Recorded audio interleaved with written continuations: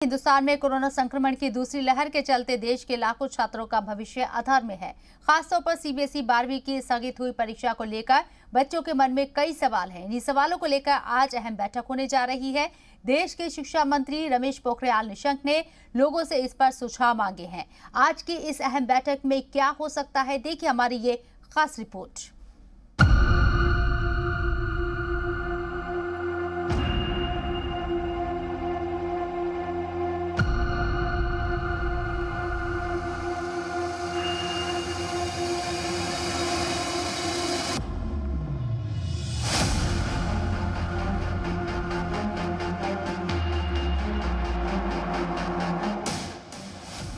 पूरे मुल्क में फैले कोरोना इन्फेक्शन ने न सिर्फ लोगों को बीमार किया, बाजार से लेकर स्कूल तक पर ताला लगा दिया। जद्दोजहद है कोरोना को हराने की, ताकि जिंदगी फिर से पटरी पर आ सके। लेकिन तमाम कोशिशों के बावजूद मुल्क के लाखों करोड़ों बच्चे लगातार अपने घर पर हैं। वो स्कूल नहीं जा पा रही हैं। लेकिन अब सवाल सीबीएसई की 12वीं जमात के इम्तिहान का है। इस मुश्किल सवाल का हल निकालने के लिए आज वजीर दिफा राजनाथ सिंह की सदारत में ग्रुप ऑफ मिनिस्टर्स और रियासतों के नुमाइंदों की बैठक होगी। वजारत तालीम की तरफ से बुलाई गई इस वर्चुअल बैठक में वजीर तालीम रमेश पोखरियाल निशंक, केंद्रीय महिला और बाल कल्याण वजीर Smriti Irani, information and broadcasting वजीर प्रकाश जावड़ेकर के अलावा रियासतों के वजीर तालीम और सेक्रेटरी शामिल होंगे। इस बैठक में सीबीएसई की 12वीं जमात के बोर्ड के इम्तिहान, स्टेट बोर्ड और जी मेन जैसे दूसरे प्रोफेशनल एंट्रेंस एग्जाम के प्रोग्राम पर फैसला हो सकता है। वजीर तालीम रमेश पोखरियाल निशंक ने ट्वीट कर बताया कि ये बैठक वजीर आजम के हुक्म पर हो रही है।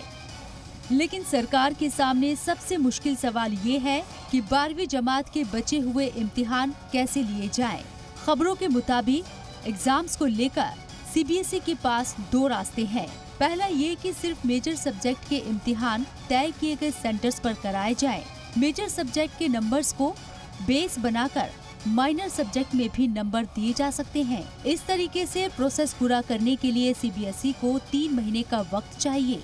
खास बात ये है कि सीबीएसई 12वीं के लिए करीब 170 से ज्यादा सब्जेक्ट हैं, जिसमें करीब 20 सबसे खास सब्जेक्ट हैं, जैसे कि math, physics, chemistry, biology, English, history और इकोनॉमिक जैसे सब्जेक्ट। एग्जाम्स को लेकर सीबीएसई के पास दूसरा रास्ता ये है कि सभी सब्जेक्ट्स के एग्जाम के लिए 90 मिनट का वक्त तय हो। इसके साथ ही पेपर में सिर्फ ऑब्जेक्टिव या शॉर्ट क्वेश्चन ही पूछे जाए। इस तरह 45 दिन में ही एग्जाम कराए जा सकते हैं। एडवाइस में कहा गया है कि 12वीं जमात के इम्तिहान में एक पेपर लैंग्वेज से मुतालिक और 3 पेपर इलेक्टिव सब्जेक्ट का रखा जाए। 5वें और 6ठे सब्जेक्ट के नंबर इलेक्टिव सब्जेक्ट में मिले नंबर के बेस पर दिए जाएं। अगर बोर्ड दूसरे रास्ते को चुनता है तो 2 फेज में इम्तिहानात कराए जा सकते हैं। साथ ही जिन जगहों पर कोरोना वबा से हालात ज्यादा खराब नहीं है, वहाँ पहले फेज में इम्तिहान करवाए जाने चाहिए। बाकी बचे इलाकों में दूसरे फेज में इम्तिहान करवाएं। दोनों फेज के बीच 14 दिन का गैप होना चाहिए। अगर कोरोना इन्फेक्शन की वजह से कोई तलबा इम्तिहान नहीं दे पाता है तो उसे एक मौका और मिलना चाहिए। वजीर तालीम रमेश पोखरियाल निशंक ने अपने ट्विटर हैंडल पर लोगों से इस अहम मुद्दे पर राय मांगी है। सरकार के सामने न सिर्फ तलबा, असातिज़ा की हिफाजत भी एक चैलेंज है। ब्यूरो रिपोर्ट, जी मीडिया।